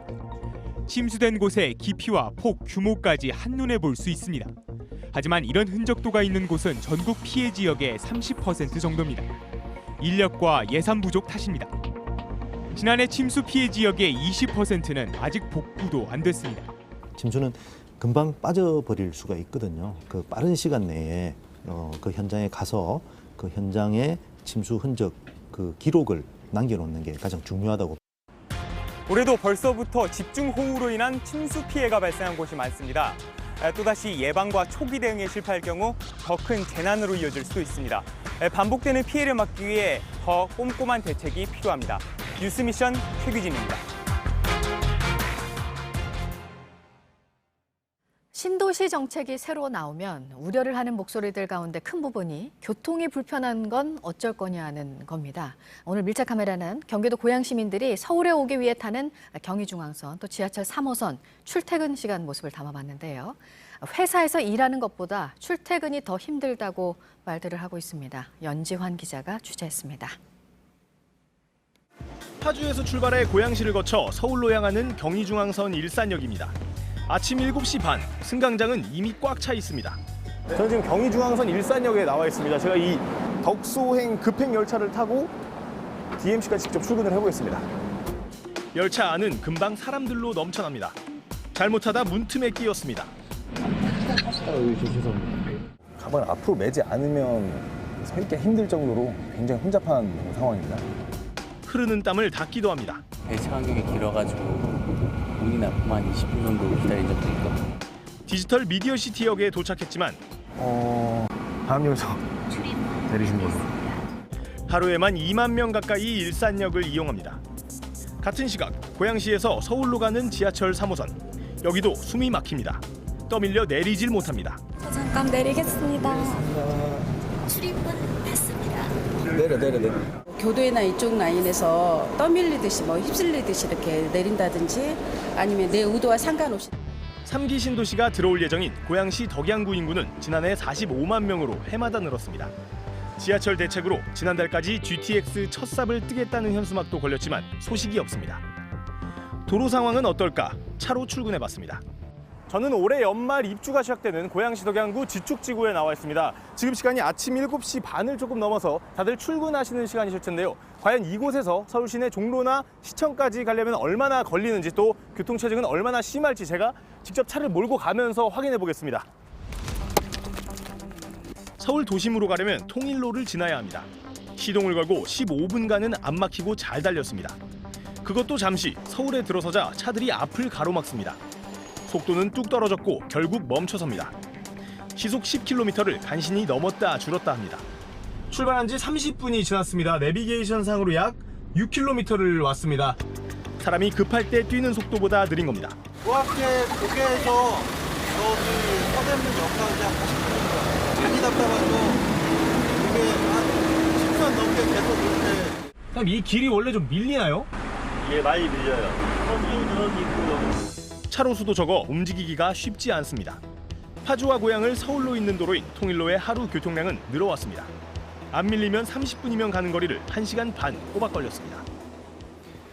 드디어 시청 쪽에 도착을 했습니다. 차에 너무 오래 앉아 있다 보니까 몸이 땀에 좀 젖었는데요. 지금 시간이 9시 15분이니까 9시까지 출근이라고 치면 저는 15분 지각입니다. 제2통일로 사업이 추진됐지만 착공조차 못했습니다. 도심으로 들어오는 차량과 인구를 줄이기 위한 서울시 정책과 맞지 않기 때문이라고 주민들은 말합니다. 통일로하고 3호선이 좀 많이 복잡하죠. 제2통일로 은평세기를 만든다고 말했었는데 아직 뭐 얘기 정확하게 나온 거 없어요. 말이 뭐 하겠어요. 여기 뭐 입주민들 데모하고 이렇게 하는 거 아니겠어요. 얼마나 미워 터지겠어요. 교통 문제가 여전한데 또 들어오는 신도시에 시민들은 걱정입니다. 서울 쪽 나간 내 자리가 없더라고요. 신도시가 들어오니까 버스도 좀 이렇게 늘리고. 신도시는 들어서고 건물은 계속 올라가고 있지만 교통정책은 그대로입니다. 그런 사이 시민들은 이렇게 도로에 갇히고 지하철에 끼인 채 한숨만 내쉬고 있습니다. 밀착 카메라 연주환입니다.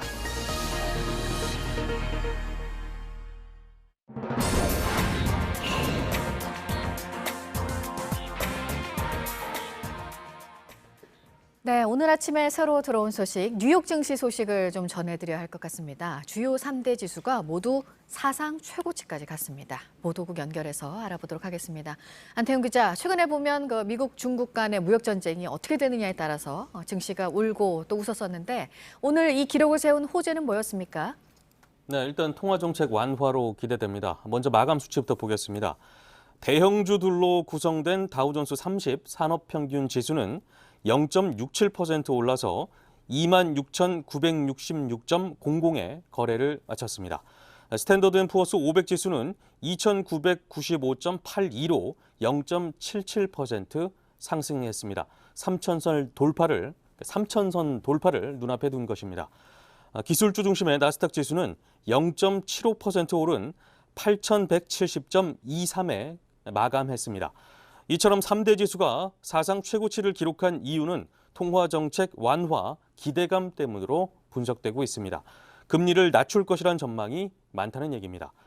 유럽 중앙은행을 이끌게 된 크리스틴 라가르드 국제통화기금 총재가 지금 유럽의 통화정책 완화 분위기를 이어갈 것으로 기대되고 있습니다. 트럼프 대통령이 중앙은행인 연방준비제도 이사로 발탁한 2명도 금리 인하를 지지하는 그런 성향으로 분류되고 있습니다. 네, 다음은 학교 비정규직 노동자들의 파업 이틀째인 오늘 급식 중단 학교가 조금 줄어들 것이라는 소식입니다. 교육부는 어제 오후 기준으로 오늘은 전국 학교 중 24.7%인 2,581개 학교가 급식을 중단하는 것으로 파악했습니다. 이는 어제보다 200여 곳 줄어든 것입니다. 네, 그리고 헝가리 유람선 침몰 사고에 대한 소식도 있습니다. 가해 선박의 블랙박스가 주기적으로 좀 삭제가 됐다, 이런 얘기가 있었는데 블랙박스가 보존이 돼 있다고요?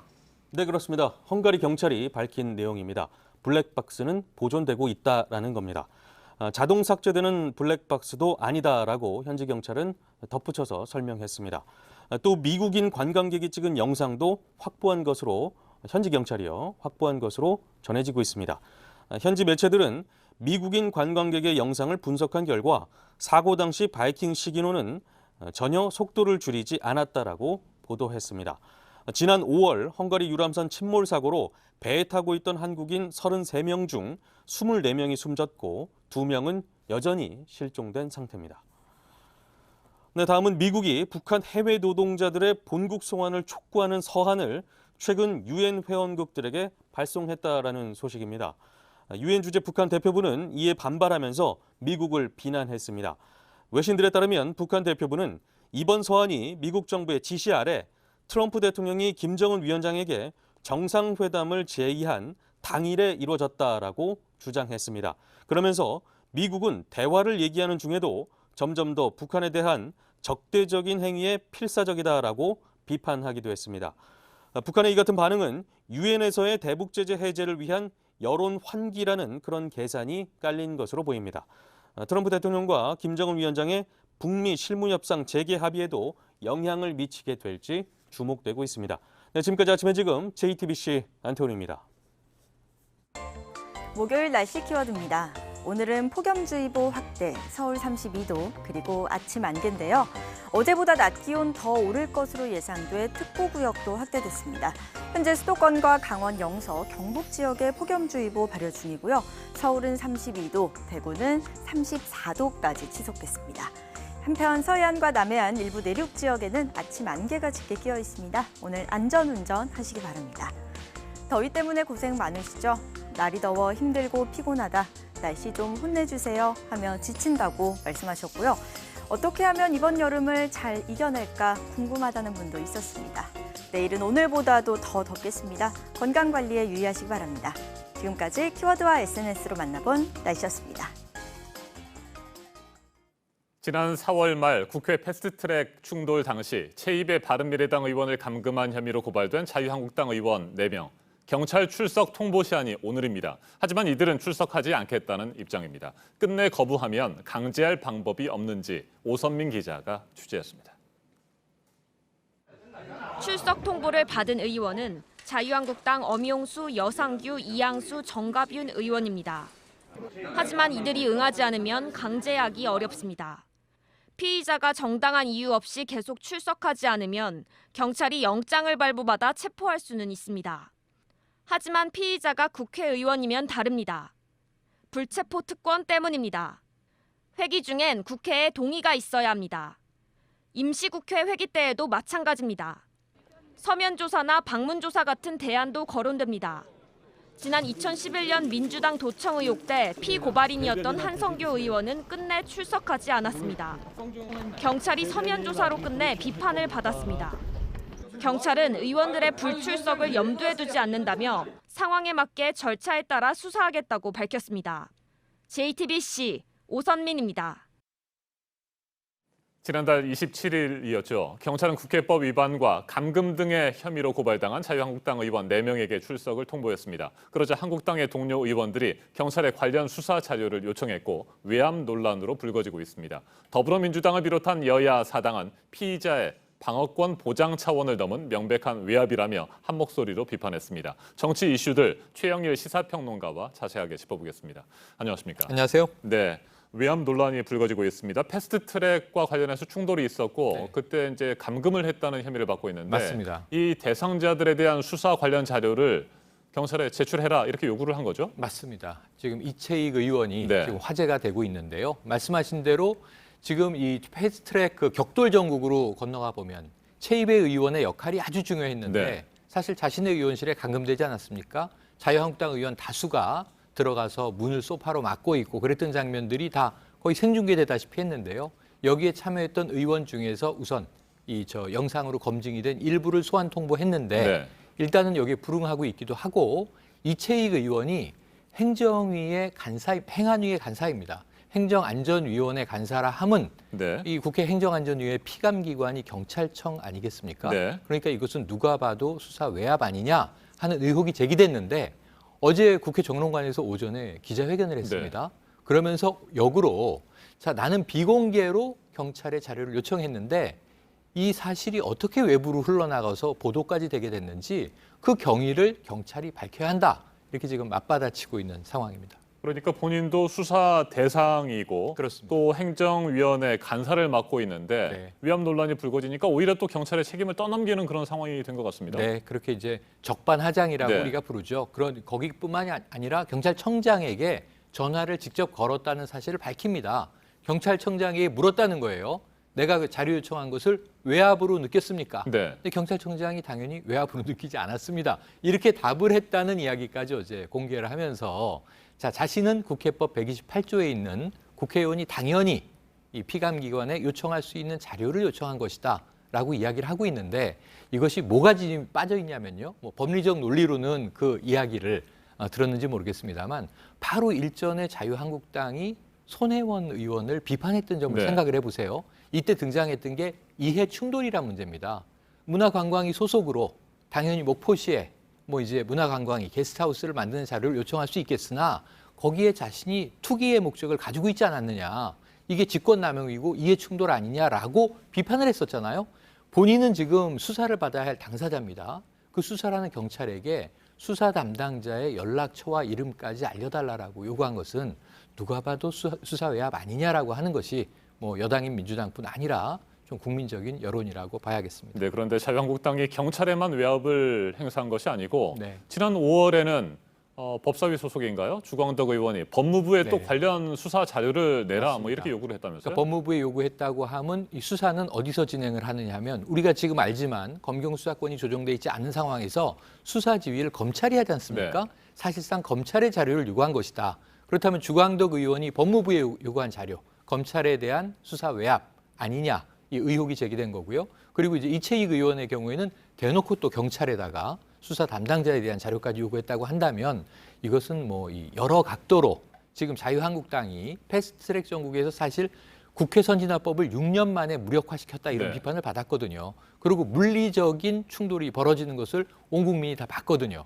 여기에 대해서 지금 경찰은 수사를 해야 하는데 오히려 방어 논리를 만들면서 수사가 부당하다, 수사에 불응하겠다라고 하는 근거를 쌓고 있는 것으로 추정할 수 있겠습니다. 네. 자유한국당 의원들 법원이 접수되지 못하도록 당시 국회 의안과 사무실을 점거했었고 맞습니다. 또 회의실 앞에서도 몸싸움도 벌이고 네. 뭐 그런 상황들이었는데 최희재 의원은 감금을 네. 했었고요. 네. 그래서 그렇게 해서 고발을 당했는데 네. 뭐 자칫하면 처벌을 받을 수 있다. 뭐 이런 것들에 대한 걱정 때문에 지금 이렇게 외압 논란에도 불구하고 네. 계속해서 관련 자료들을 요청하는 걸까요? 맞습니다. 지금 이 국회 선진화법이라고 우리가 부르는 국회법은 국회의사 일정을 물리적으로 저지했을 때 상당히 강한 지금 이 형량을 가지고 있습니다. 상당히 엄중하게 다루는 것으로 되어 있고 그랬기 때문에 이제 과거의 동물국회라고 부르던 문제가 2012년 선진화법 통과 이후에는 상당히 사라져서 오히려 이제는 너무 조용한 거 아니냐, 식물국회 아니냐 이런 네. 역비판을 받을 지경까지 이르렀었는데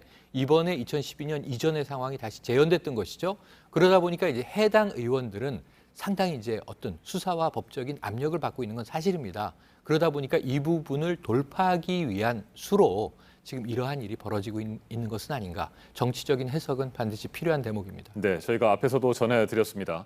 정의당 윤소아 원내대표 사무실에 소포 하나가 배달이 됐는데 그 안에 흉기가 들어있었고 죽은 새가 있었고 맞습니다. 협박하는 그런 편지도 담겨 있었다고 합니다. 이거는 영화나 드라마, 특히 이제 미국의 마피아 영화에 많이 나오는 부분입니다. 어떤 이 중요한 증인이나 어떠한 뭐 상대자들을 압박하거나 겁박할 때 지금 죽은 동물의 사체가 들어있고 거기에 또 흉기, 뭐 칼이라든가 이런 것들이 들어있고 또 협박을 암시하는 메시지가 들어있게 마련인데 지금 여기 세 가지가 다 들어있습니다. 형체를 좀 알아보기 어려운 부패한 새의 사체가 있었고요. 흉기가 들어있었고요. 메모도 들어있었고 메모의 내용도 상당히 이제 무서운 내용입니다. 네. 이것이 이제 소포로 의원실에 이제 배달돼 있었던 것이 발견된 거니까 이것을 이게 백색 테러라고 규정을 했는데요. 지금 사실상의 백색 테러로 보여집니다. 다만 어떤 물리적인 폭력 행위가 벌어지진 않았고 폭력을 암시하는 이제 이 메시지가 들어 있었는데 이런 부분은 우리 정치를 굉장히 퇴행시키는 것이고요. 이 백색 테러라는 용어 자체도 백색 테러라든 우익이 벌이는 테러를 이제 백색 테러라고 하고 또 이제 좌익이 벌이는 테러를 과거에 적색 테러라고 불렀는데요. 이거는 이 해방 공간에서 이 45년 해방 이후에 이 남북의 정권이 들어서기까지의 과정에서 많이 벌어졌던 일인데 뭐 그 이후에 자유당 정권에서도 우리가 4.19가 벌어졌던 학생들에 대한 용역 깡패들의 테러라든가 지금 거의 그런 상황을 암시하는 대목이거든요. 그래서 지금 태극기 자결단이라는 이제 좀 무시무시한 이름이 등장했는데 이 부분은 수사당국에서 발본색원에서 정말 엄벌에 처해야 되겠고요. 다시는 이런 정치인들에 대한 겁박은 누가 누구를 향한 것이든 없어져야 하는 것이다. 선진국에서는 존재하지 않는 일이다. 이걸 우리 함께 주시해야 될 것 같습니다. 네, 한 가지만 더 짧게 살펴보죠. 네. 나경원 자유한국당 원내대표가 오늘 교섭단체 맞습니다. 연설에 나섭니다. 지난 3월 12일이었죠. 네. 그때 국회 연설에서 김정은 수석 대변인 발언을 했었고 이로 인해서 뭐 고성, 몸싸움이 국회 안에서 맞습니다. 오갔습니다. 오늘 연설은 어떻게 전망하십니까? 나중에 해명을 하기는 김정은의 수석 대변인이라는 낯뜨거운 이야기를 듣지 않도록 해달라라고 대통령에게 일침을 가한 좀 논란을 많이 빚었던 대표 연설이 이제 3월이었는데요. 오늘 또 교섭단체 대표 연설이 두 번째. 어제 민주당의 이인영 원내대표는 공존이라는 키워드를 굉장히 강조했어요. 야당과 함께 하자 이런 이제 제안을 한 셈인데 거기에 대한 답인 셈입니다. 좀 뭔가 좀 이 화합의 메시지가 나오기를 국민들은 기대하고 있다는 걸 명심을 해주시되 사실은 지난 주말에 남북미 정상회동 여기에 대해서 또 비판적인 이야기가 나오지 않겠는가 이 정부에 대한 압력이 담길 것이다라는 지금 이제 추정들이 나오고 있어서 그렇지 않기를 기대해 봅니다. 네, 최영일 시사평론가였습니다. 말씀 잘 들었습니다. 고맙습니다. 런던 축구 올해 선수 그리고 축구 이적 시장에서 1,300억 원의 가치, 메시나 호날두 얘기가 아니고요. 우리 대표팀 손흥민 선수가 이룬 것들입니다. 손흥민 선수가 축구를 하면서 생각한 것들을 책으로 엮었습니다. 오늘의 기자가 보도합니다. 페널티 지역의 왼쪽과 오른쪽, 손흥민이 가장 빛나는 장소입니다. 여기서 공을 차면 늘 절묘한 궤적에 골이 터지면서 손흥민 존이라는 별명까지 붙었습니다. 손흥민은 재능이 아닌 훈련의 결과라고 말합니다. 한국, 나아가 아시아 최다골 기록을 만든 건 매일 1,000번씩 날린 슛이 쌓인 덕이라며 내 인생에 공짜로 얻은 건 하나도 없었다고 적었습니다. 최고라는 유럽 무대에서 생각지 못한 골을 펑펑 터뜨리는 손흥민이지만 국가대표로는 힘이 들었습니다. 소속팀에서와 달리 슛을 아꼈습니다. 자기들도 사실 이게 조금은 미스테리하다. 손흥민은 책에서 그 답도 내놨습니다. 책임감 때문에 슛 기회에 동료에게 공을 주곤 했다며 대표팀만 오면 작아진다는 세상의 비판에 답을 찾고 싶었다고 털어놨습니다. 박지성과 기성용이 차례로 은퇴를 선언한 우리 대표팀은 주장 손흥민이 있어 든든했습니다. 그래서 팬들에겐 손흥민 없는 대표팀이 벌써 걱정입니다. 27 손흥민은 선배들과는 좀 다른 길을 걷겠다며 아무리 나이가 들어도 태극마크를 반납할 생각이 없다고 축구 팬들을 설레게 했습니다. JTBC 온누리입니다.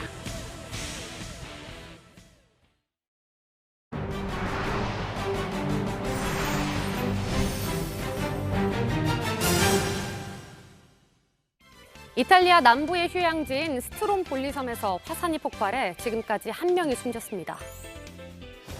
현지 시간 3일 오후 굉음과 함께 화산재와 뜨거운 돌들이 치솟고 용암이 산을 타고 흘러내렸습니다.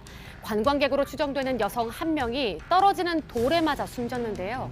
공포에 질린 관광객들이 바닷속으로 뛰어드는 등 일대는 아수라장이 됐습니다.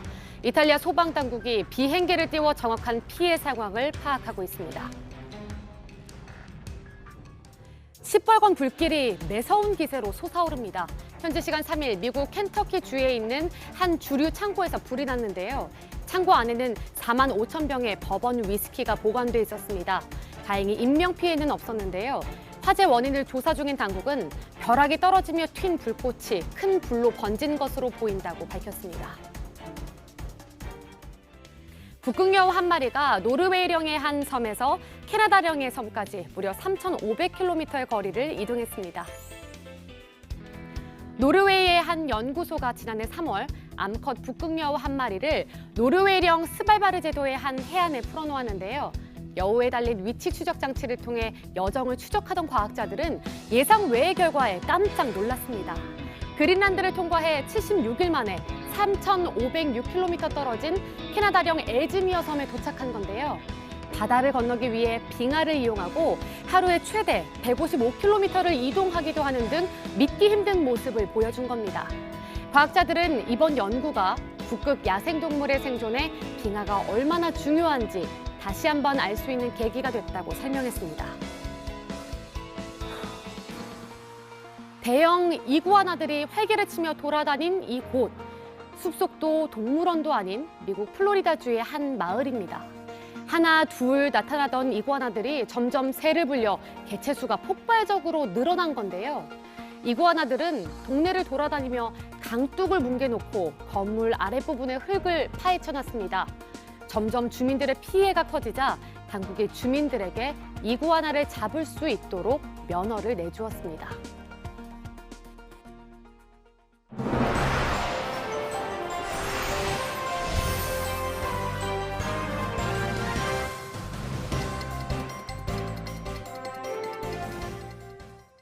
네, 목요일 아침 8시 18분 지나고 있습니다. 내년도 최저임금 논의가 지금 진행이 되고 있는데요. 지금 상태를 보면 올해도 합의 가능성은 없어 보입니다. 앞서 노동계에서는 올해보다 20% 가까이 올린 10,000원을 제시했었는데 경영계가 최저임금 삭감을 요구하고 나섰습니다. 4%가량 깎은 8,000원으로 하자는 건데 경영계가 이렇게 삭감을 요구한 건 10년 만입니다. 안태훈 기자입니다. 경영계와 노동계는 모두 발언부터 설전에 들어갔습니다. 그냥 기자분들 나가시면은 그때서부터 치고받고 여기서 한번 해보시죠. 뭐 저희도 오랜 시간 같이 할 수 있는 그런 체력을 지금 다져놓고 왔습니다. 대기업들이 비용 분담을 통해서 해결하자라는 경제민주화 요구를 말씀드렸고 이 자리는 550만 최저임금 노동자들의 절실한 삶과 노동에 대한 그 보상을 논의하는 자리입니다. 제8차 최저임금위원회 전원회의는 이후 비공개로 바뀌었습니다. 회의가 끝난 뒤 경영계와 노동계의 입장 차이는 오히려 더 벌어진 모습입니다. 경영계가 최저임금 삭감을 요구했기 때문입니다. 내년 최저임금 최초 요구안으로 시급 8,000원을 제시했습니다. 올해 최저임금 8,350원을 기준으로 하면 4.2%를 깎은 것입니다. 최저임금 삭감 요구는 2009년 이후 10년 만입니다. 다만 실제로 최저임금이 깎인 적은 한 번도 없습니다. 노동계는 반발하고 있습니다. 저임금 노동자 보호라는 최저임금 제도 취지에 어긋난다는 것입니다.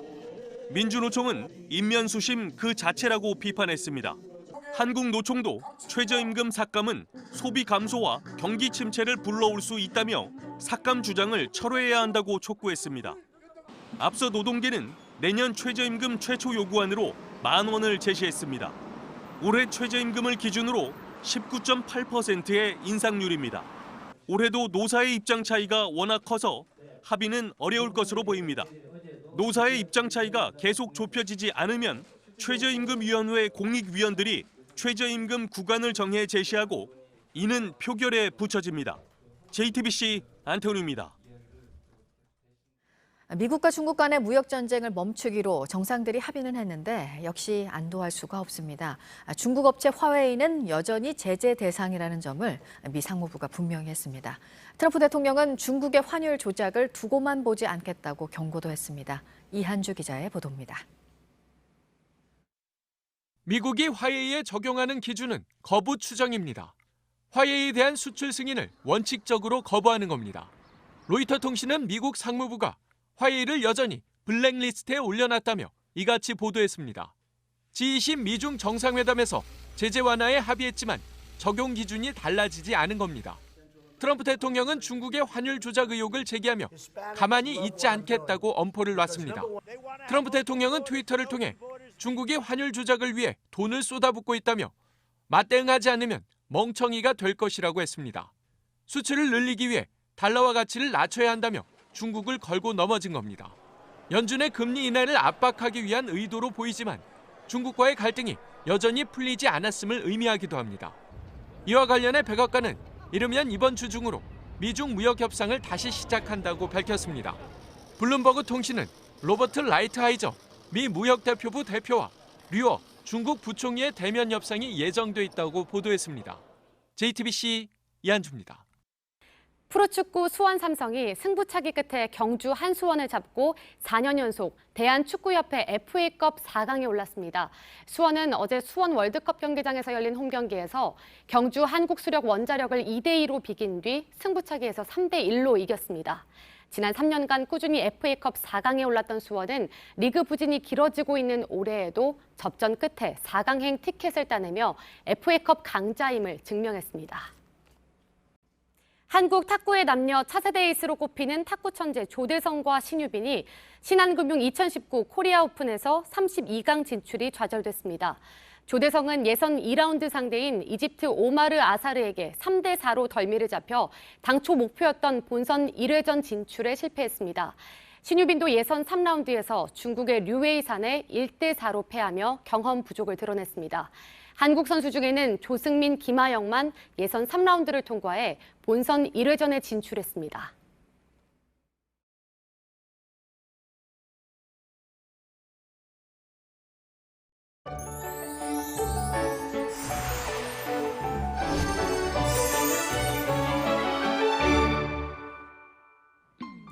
오늘 어제보다 더 덥겠습니다. 폭염주의보도 서울 등 수도권 지역까지 확대돼 낮 동안 수도권과 강원 영서, 경북 지역을 중심으로 33도 안팎의 강한 더위가 기승을 부리겠습니다. 미세먼지는 어제와 같이 부산과 울산, 충북 지역에서 나쁨 단계 보이겠고요. 그 밖의 지역은 일평균 보통 수준 유지하겠습니다. 현재 아침 안개가 짙게 끼어 있습니다. 서해안과 남해안, 또 일부 내륙 지역에서 가시거리 200m 안팎까지 짧아져 있습니다. 낮 기온은 서울과 광주 32도, 대구가 34도까지 크게 오르겠고요. 북한도 대부분 30도를 웃돌면서 더위가 강하겠습니다. 내일은 오늘보다도 더 덥겠습니다. 서울의 낮 기온 33도까지 오르겠고요. 강원 영서에는 오후 한때 소나기가 지나겠습니다. 기상정보였습니다. 아침엔 뉴스워치, 오늘 하루 관심을 가지고 지켜봐야 할, 기억해야 할 뉴스 끝으로 전해드립니다. 2009년 이후 10년 만에 경영계가 최저임금 삭감을 주장했습니다. 올해 8,350원인 최저임금을 내년에는 8,000원으로 낮추자는 겁니다. 민주노총은 인면수심 그 자체라고 비판했습니다. 한국노총도 최저임금 삭감은 소비 감소와 경기 침체를 불러올 수 있다고 지적했습니다. 앞서 노동계는 내년도 최저임금 최초 요구안으로 10,000원을 제시했습니다. 노사 양측의 입장 차이가 워낙 커서 합의는 어려울 것으로 보입니다. 반도체에 쓰이는 핵심 소재의 한국 수출을 규제하는 일본의 조치가 오늘부터 시행됩니다. 문재인 대통령이 오늘 한국을 찾은 일본 소프트뱅크 손정희 회장을 만나는데 일본의 보복성 조치에 대한 언급을 할지 주목되고 있습니다. 홍콩 정부가 범죄인 인도 법안, 이른바 송환법에 반대하는 시위대 18명을 체포하면서 강경 대응에 나섰습니다. 영국이 홍콩 시위대를 향해 지지 선언을 이어가자 중국은 내정에 간섭하지 말라고 경고했습니다. 리비아의 난민 구금시설이 공습을 받아서 170여 명의 사상자가 나온 것에 대해 국제사회의 비난이 쏟아지고 있습니다. 리비아 동남부를 장악하고 있는 군벌이 공격을 한 것으로 지목됐습니다. 오늘 전해드릴 소식은 여기까지입니다. 이상으로 JTBC 뉴스 아침엔 목요일 순서 모두 마치겠습니다. 건강한 하루 보내시기 바랍니다. 고맙습니다.